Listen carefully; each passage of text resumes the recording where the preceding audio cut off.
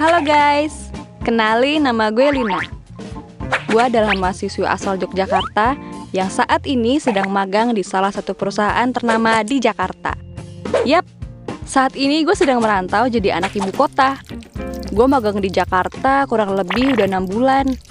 Dan sekarang gue masih 1 minggu pertama di sini. Ya, so far so good sih. Belum ada sesuatu yang gimana-gimana gitu di sini. Semuanya masih sangat aman, tentram, dan damai. Di tempat magang gue tuh orang-orangnya baik banget. Gue sampai kaget. Ternyata orang Jakarta pada bye-bye ya. Apakah ini ilusi Genjutsu Uchiha Itachi?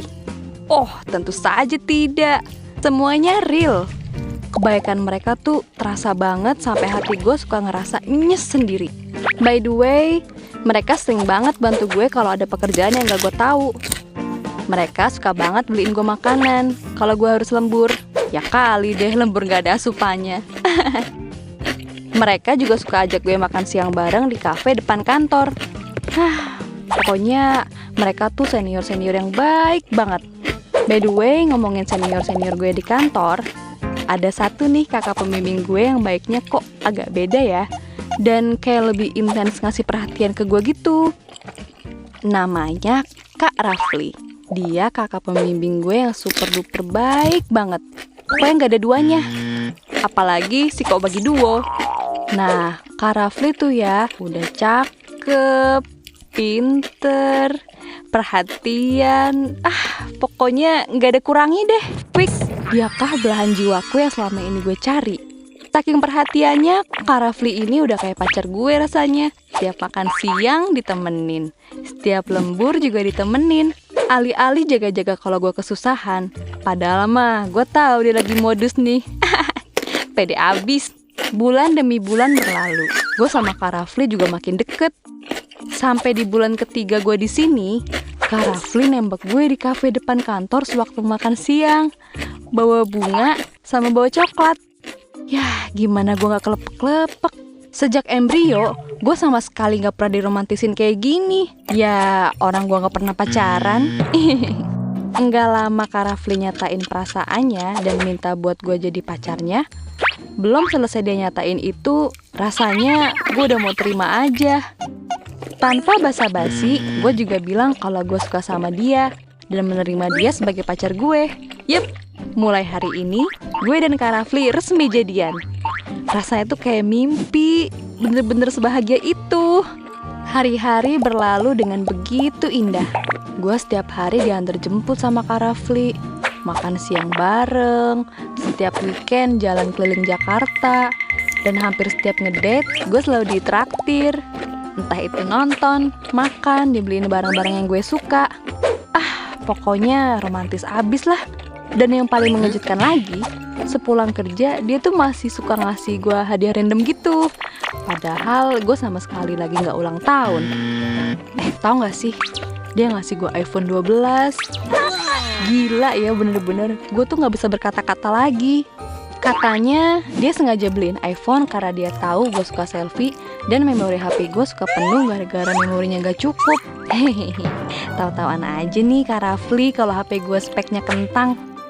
Ya intinya tuh dia tuh nabung buat beliin gue iPhone yang kapasitas memorinya banyak dan kualitas kameranya juga bagus. Kan main.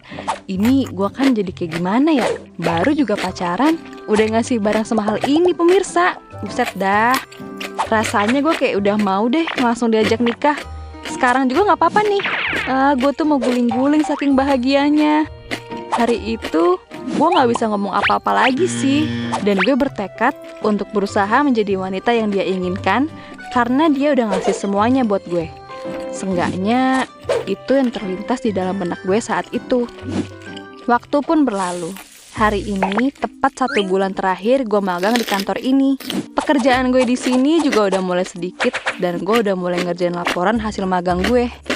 Kebetulan ada satu temen gue yang juga lagi magang di daerah Jakarta. Jadi gue bisa ngerjain laporan magang bareng dia. Tempat magang kita juga gak jauh banget jaraknya. Nah, temen gue ini namanya Edo. Temen kelas yang cukup aktif dan lumayan pinter. Jadi ya lumayan lah ya buat bantu.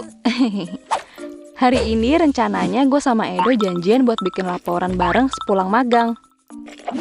Pas gue siap-siap mau OTW, Kak Rafli udah nungguin gue di parkiran. Gue lupa bilang kalau hari ini gue mau ketemu Edo. Mumpung ketemu, akhirnya gue sekalian izin. Setelah gue izin, Kak Rafli mulai agak beda. Ekspresinya kayak marah gitu. Tapi karena gue udah terlanjur janji sama Edo, ya akhirnya gue buru-buru pamit dan samperin si Edo. Keesokan harinya, Kak Rafli tiba-tiba datengin kosan gue. Dia marah-marah. Dia minta gue jauhin Edo. Padahal kan gue sama Edo gak ada apa-apa.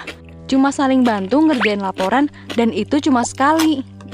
Tapi Kak Rafli gak mau denger penjelasannya. Dari situ, Kak Rafli berubah 180 derajat.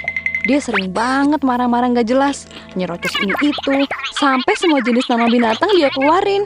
Bahkan gak jarang dia main tangan. Plak-plok, plak-plok, ceplas. Tangan dia tuh enteng banget buat nyakitin gue. Jujur, gue gak kuat banget sama perubahan sifat dia. Ternyata orang yang gue pikir terbaik buat hidup gue sendiri justru orang yang bakal jadi mimpi buruk buat hidup gue. Akhirnya gue minta putus, tapi dia gak mau diputusin. Sampai dia ngacem-ngacem gue yang enggak. Nih orang bener-bener gak waras.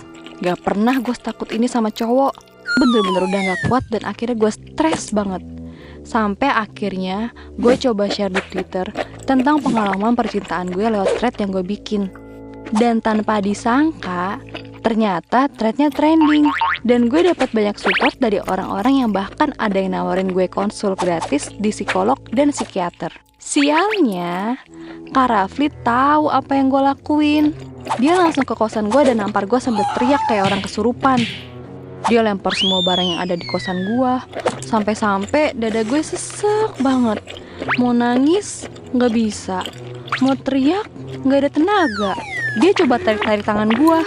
Terus gue refleks lempar iPhone yang dikasih dia. Gue lempar semua pemberian dari dia. Boneka, baju, termasuk iPhone itu. Tetangga kosan gue pada datang nyamperin. Sampai-sampai ibu kos datang teriak-teriak juga sambil nunjuk depan Kak Rafli. Heh, apaan nih ribut-ribut? Pergi sono lo. Jangan ribut di sini. Dia langsung cabut. Mungkin suasana kosan yang rame bikin dia jadi malu. Setelah dia pergi, baru deh gue baru bisa nangis sampai lemes sejadi-jadinya. Seminggu setelah kejadian ini, gue baru ngeberaniin diri buat ke kantor lagi untuk ngurus laporan gue dan sekalian pamit. Semua senior di sana gak ada yang tahu tentang kejadian ini. Jadi gue mutusin buat buru-buru pamitan. Waktu gue jalan keluar, gue ngeliat Kak Rafli dari arah lobi. Refleks, gue langsung keluar cari jalan lain biar gak ketemu sama si brengsek itu. Akhirnya gue balik ke Yogyakarta bareng sama si Edo plus kondisi mental gue yang masih hancur lebur. Gue coba berobat dan gue coba konsultasi sama psikiater dulu dengan semua hal yang udah gue lakuin. Rasanya sakit banget. Membekas banget apa yang udah dia lakuin ke gue bener-bener buat gue trauma. Perlahan tapi pasti kondisi gue mulai membaik. Di saat masa-masa ngerjain tugas akhir, gue dapat pengganti yang jauh lebih baik, care, dan pastinya gak main tangan ke pasangannya. Semenjak itu gue tahu gue harus berhati-hati mengenali pasangan lawan jenis. Walaupun cowok gue yang sekarang ini kurang romantis, setidaknya hubungan kami jauh lebih sehat. Dia ngasih vibe positif dalam hidup gue. Kalau gue itu berarti, kalau gue itu layak bahagia. Buat kalian yang sekarang lagi ngerasain kekerasan dalam hubungan kalian, mending kalian buru-buru pergi ya. Jangan sampai kejadian ini juga menimpa kalian. Kalian berhak dicintai semua orang yang bener-bener care sama kalian. Karena orang yang care gak akan pernah main fisik. Bayangin aja, masih pacaran udah berani mukul. Gimana kalau nikah? Aduh, gue mah gak bisa bayangin deh. Ya, semoga kalian bisa keluar dari zona itu dan bisa bertemu dengan pasangan yang lebih baik ya. Sekian dari gue. Jangan lupa like, share, komen, dan subscribe channel Gue Punya Cerita. Dadah!